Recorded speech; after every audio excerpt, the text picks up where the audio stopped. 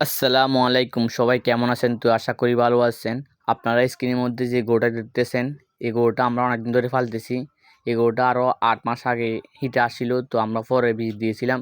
বীজ দেওয়ার পর থেকে বীজ দেওয়ার আগে গরুটা শুকনো ছিল, তো বীজ দেওয়ার পর থেকে গরুটা আস্তে আস্তে শরীর পরিবর্তন হইতেছে। যেহেতু গরুটা আস্তে আস্তে পরিবর্তন হইতেছে বীজ দেওয়ার পর, তো আমরা মনে করছি গরুটা প্রেগনেন্ট হয়ে গেছে, কারণ এটা শরীর আস্তে আস্তে পরিবর্তন হইতেছে। তো আমরা এই জন্য চেক করাই নাই।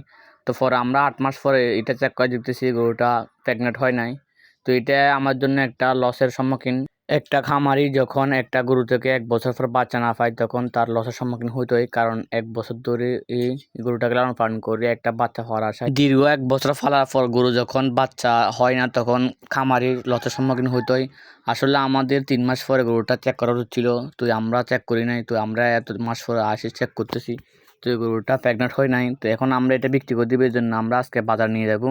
আজকে সোমবার, তো এই জন্য গরুকে গোসল কাটতেছি। যেহেতু গরুটার গায়ে মাংস হয়েছে, তো আমরা কষার কাছে বিক্রি করে দিব।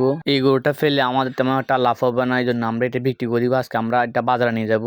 এমনি এখন বাজার একটু কম, গরুর বাজার একটু সস্তা, তবুও আমরা এটা বিক্রি করে দিব, কারণ আমরা এই গরুটা বিক্রি করে সাথে কিছু টাকা যোগ করে আমরা 2টা ষাঁড় বাচ্চা নিব। 2টা ষাঁড় বাচ্চা পারলে আমাদের আরো ভালো হবে। এই গরুটার আমাদের তেমন একটা পারলে লাভ হবে না, এই জন্য আমরা আজকে বাজার নিয়ে বিক্রি করে দিব। তো এই গরুটা আমাদের গোসল করানো হয়ে গেছে আলহামদুলিল্লাহ। এখন আমরা বাজারের উদ্দেশ্যে রওনা দিব। তো আমি এখন গরুটাকে গোয়ালঘর থেকে বের করতেছি বাজার উদ্দেশ্যে নেওয়ার জন্য। তো আমাদের বাজারটা বেশি দূরে না, একদম কাছে, আমাদের বাসা থেকে 1 থেকে 1.5 কিলো হবে।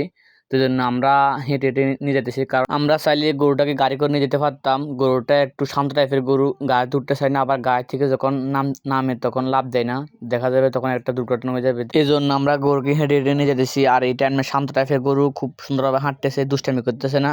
তো আমাদের বাজারটা একদম কাছে, আমাদের বাসা থেকে 1 কিলো হবে। এই আমাদের আধা ঘন্টার মতো হাঁটলে আমরা বাজারে পৌঁছে যাবো ইনশাল্লাহ। আসলে কয়েক মাস ধরে আমাদের গরুর মধ্যে লস হইতেছে। এই গত কয়েকদিন আগে আমাদের একটা ষাঁড় বাচ্চা, যার বাজার মূল্য 50 থেকে 4.5 টাকা যাবে, এরকম একটা গরু আমরা কসাইয়ের কাছে বিক্রি করে দিয়েছি। এটা রোগ আক্রান্ত হয়ে গেছে, পরে আমরা অনেক চেষ্টা করে গরুটা সুস্থ হয় নাই, পরে আমরা এটা কসাইয়ের কাছে বিক্রি করে দিয়েছি। এই গরুটার মধ্যে আমাদের 40-50 টাকা লস হয়েছে, তবুও কিছু করার নাই। যাক আলহামদুলিল্লাহ, আল্লাহ তাআলা দিবেন ইনশাল্লাহ। আমরা এখন বাজারে এসে গেছি আলহামদুলিল্লাহ। তো তেমন একটা বাজারের মধ্যে কাস্টমার নাই, গোস্তের গরুর দাম একটু কম। পরবর্তীতে আমরা গরুটাকে বিক্রি করে দিয়েছি কসাইয়ের কাছে।